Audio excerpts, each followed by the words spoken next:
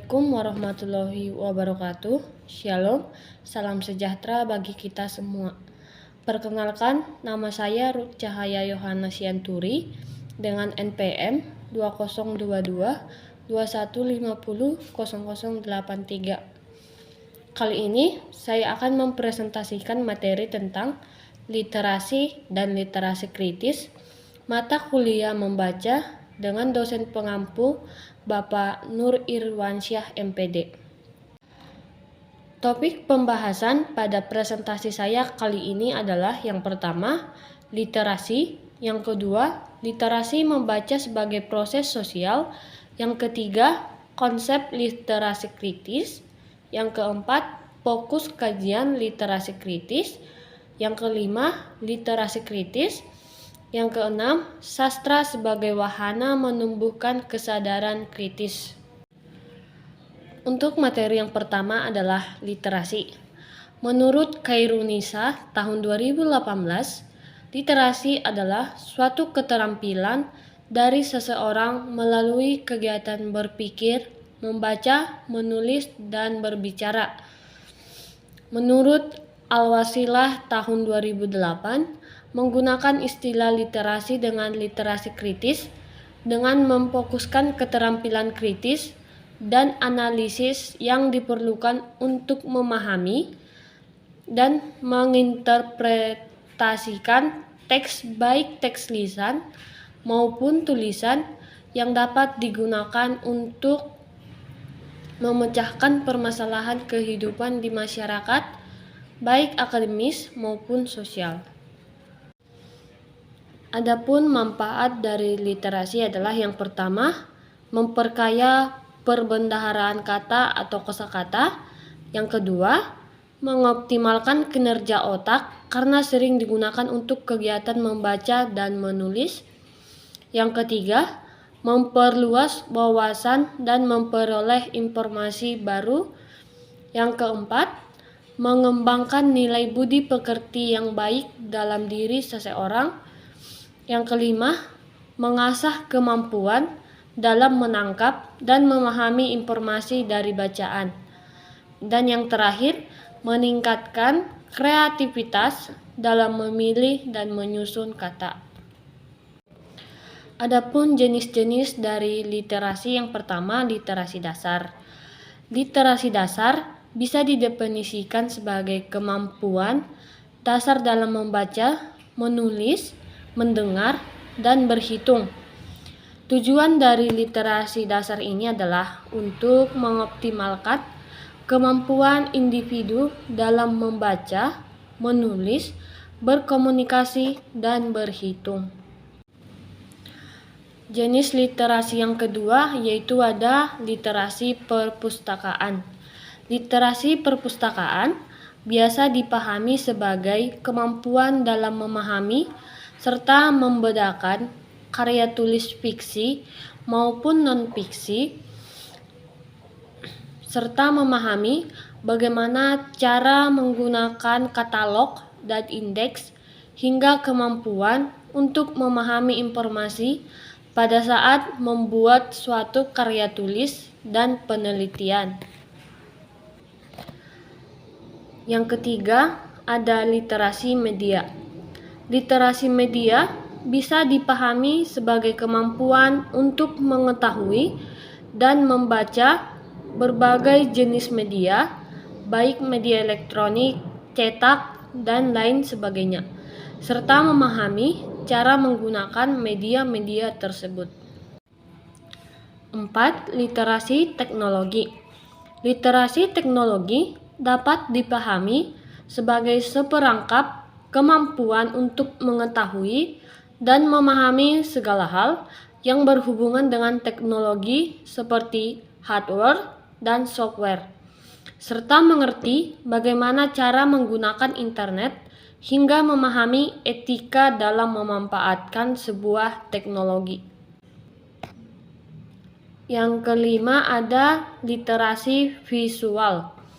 Pengertian literasi visual adalah pemahaman dan kemampuan dalam menginterpretasikan dan memberi makna informasi yang berbentuk gambar atau visual. Literasi visual hadir dengan alasan jika suatu gambar bisa dibaca dan artinya bisa dikomunikasikan dari proses membaca. Yang dimaksud dengan bersifat berimbang adalah setiap siswa memiliki kebutuhan yang berbeda antara satu dengan yang lain. Sekolah harus menerapkan prinsip ini dengan menerapkan strategi dalam membaca dan variasi bacaan. Prinsip yang kedua yaitu bahasa lisan sangat penting, yang berarti setiap siswa harus dapat berdiskusi tentang suatu informasi dalam diskusi terbuka yang memungkinkan terjadinya perbedaan pendapat. Dengan begitu, diharapkan siswa mampu menyampaikan pendapat dan melatih kemampuan berpikir lebih kritis. Yang ketiga, berlangsung pada satu kurikulum. Menurut Kailin Burst, seharusnya program literasi diterapkan pada seluruh siswa dan tidak tergantung pada kurikulum tertentu. Dengan kata lain, kegiatan literasi menjadi suatu kewajiban bagi semua guru dan bidang studi. Prinsip yang terakhir adalah pentingnya keberagaman.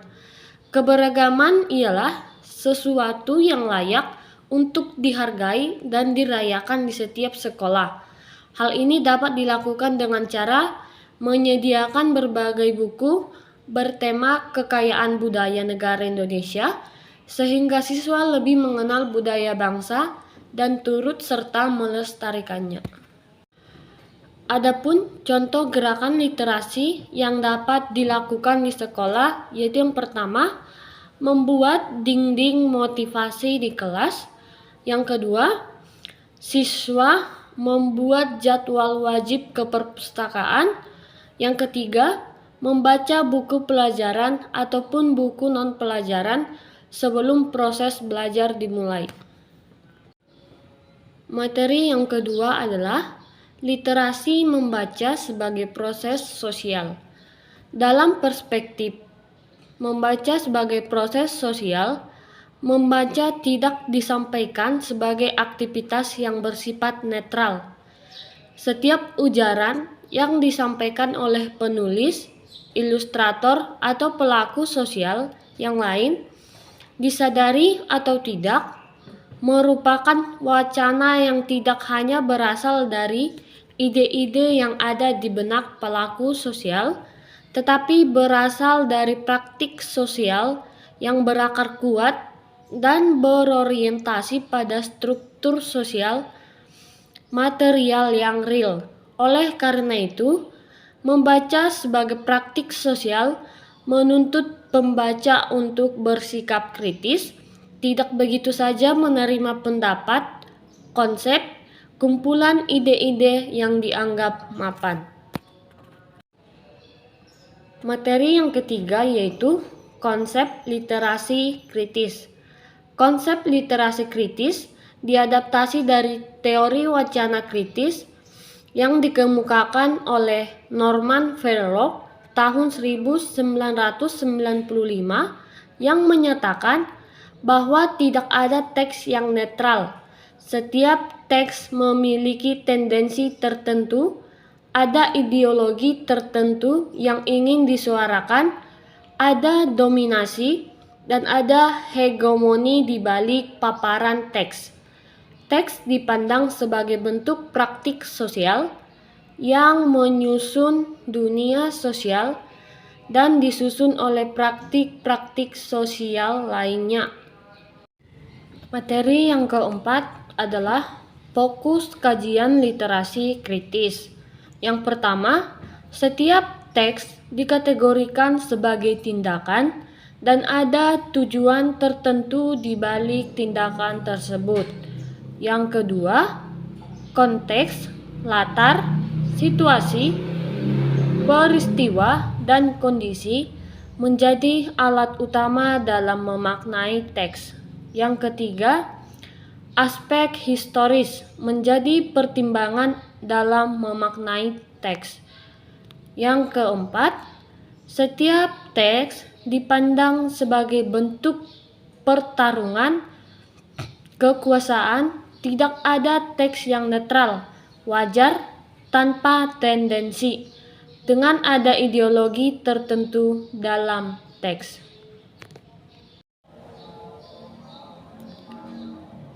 Pada tabel berikut dilampirkan fokus kajian literasi kritis, jenis kajian, tipe-tipe pertanyaan yang diajukan, deskripsi, kritik atau kritik.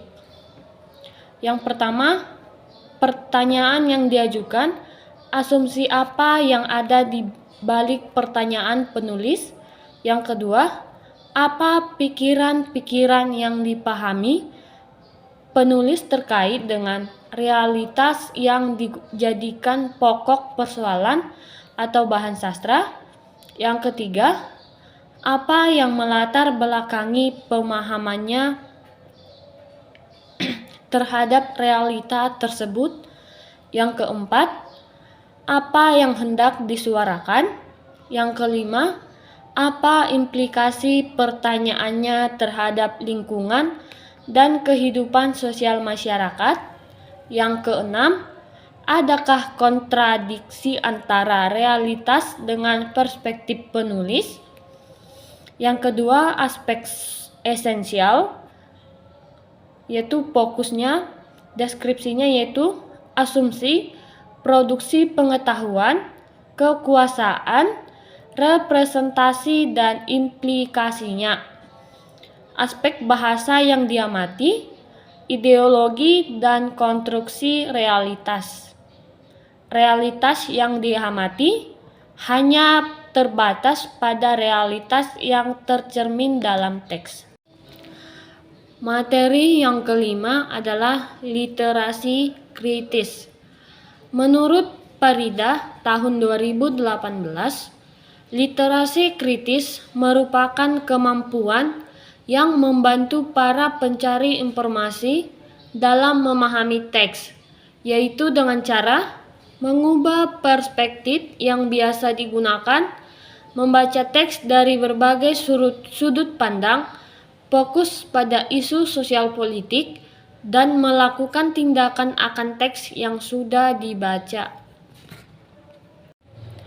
Dalam tabel dijelaskan aspek-aspek literasi kritis.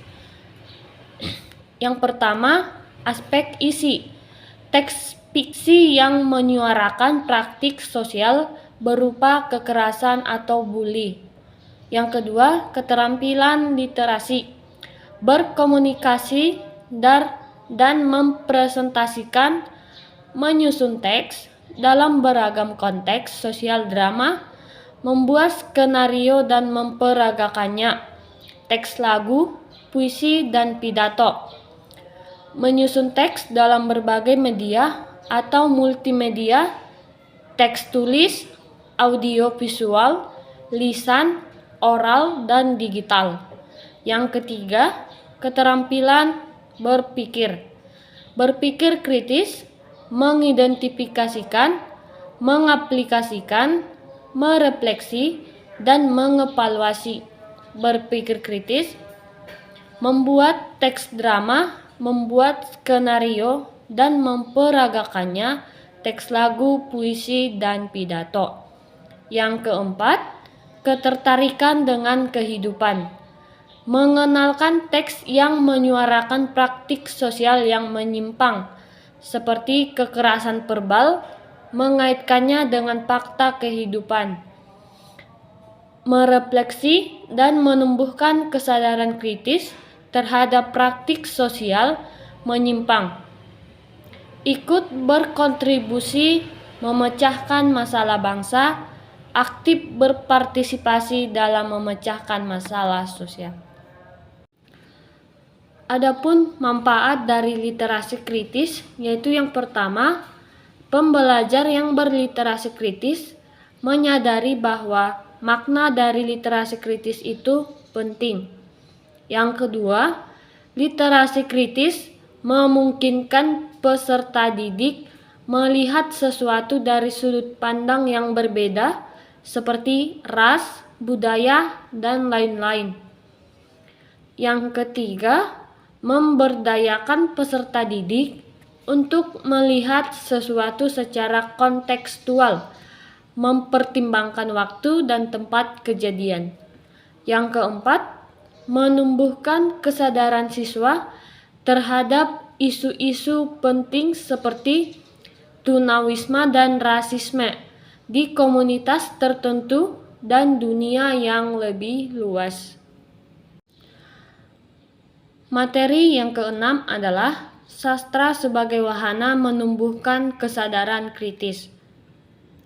Sastra adalah wahana yang sangat baik untuk menumbuhkan kesadaran kritis siswa terhadap praktik-praktik sosial budaya dalam teks dengan mengaitkannya dengan fakta-fakta kehidupan.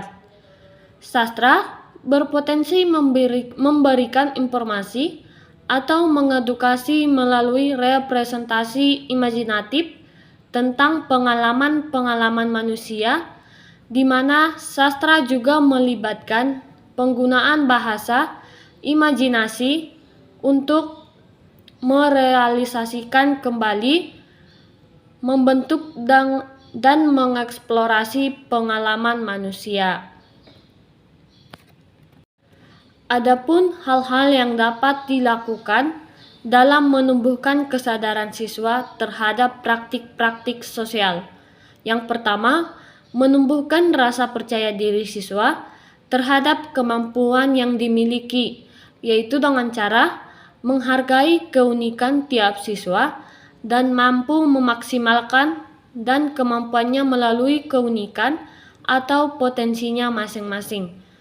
Yang kedua, menanamkan ke diri siswa bahwa mereka memiliki kesempatan untuk mengatakan pada dirinya bahwa dia mampu dan dia bisa dengan meyakini tiap kemampuan itu dengan membutuhkan apa yang disebut proses.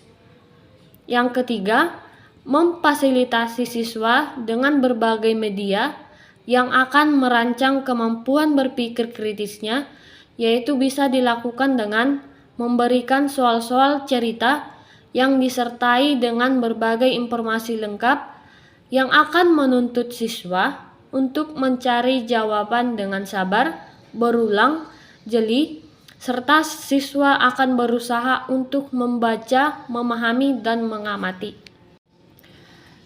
Baik, itu tadi materi presentasi dari saya. Adapun kesimpulan dari presentasi saya adalah literasi kritis mengembangkan kemampuan membaca secara aktif dan reflektif untuk membentuk pemahaman tentang kekuasaan, ketidaksamaan, dan ketidakadilan dalam relasi manusia. Literasi kritis membantu pembaca menghubungkan antara aspek tekstual dengan aspek konteks sosial, di mana pembaca akan mengajukan pertanyaan kritis yang melibatkan kemampuan membaca kritis. Sekian presentasi dari saya. Apabila ada kekurangan dan kesalahan kata, saya mohon maaf. Sekian dan terima kasih.